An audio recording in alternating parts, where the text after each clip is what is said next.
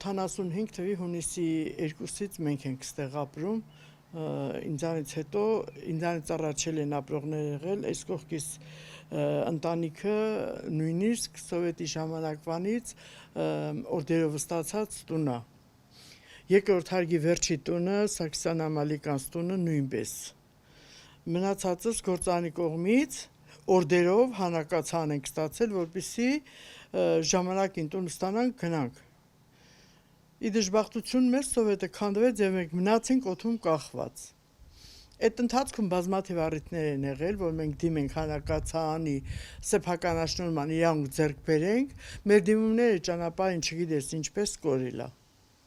Ոչ մի ատյաններում արձագանք չի ստացել։ Ես շատ թղթեր ունեմ կուտակած ինձ մոտ, որ ես դիմել եմ եւ ազգային ժողովի նախագահին եւ հանրապետության նախագահին։ Այդ ընթացքում 2003 թե 4 թվականին մեզանից գաղտնի սեփականաշնորհվել է շենքը, մեզ տեղակ չեն պահել, որ այ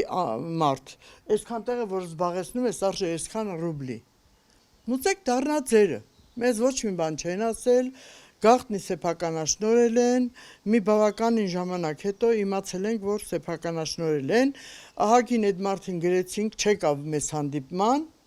ոչ մի անգամ չի եկել մեզ հանդիպման։ Վերջերս մի 3-4 տարի առաջ իմացանք, որ մահացել է, տղեն է ժառանգորդը, տղեն էլ եկել է անձնագրային բաժնում, առանց մեզ տեղակ պահելու, մեզ գրանցումից հանել։ Պարոն Փաշինյան, ամեն ընտրությունների ժամանակ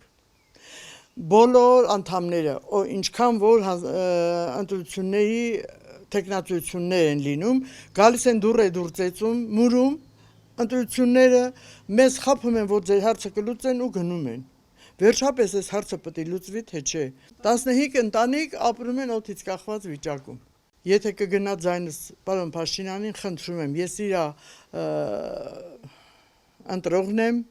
ընտանիքս վերցրել եմ ընտրությունների ժամանակ, եկել եմ հատուկ հենց դրա համար, որ ի վերջո օրենքները կգործեն մեր երկրում։ Ես ուղղակի խնդրում եմ, լուծեք այս հարցը։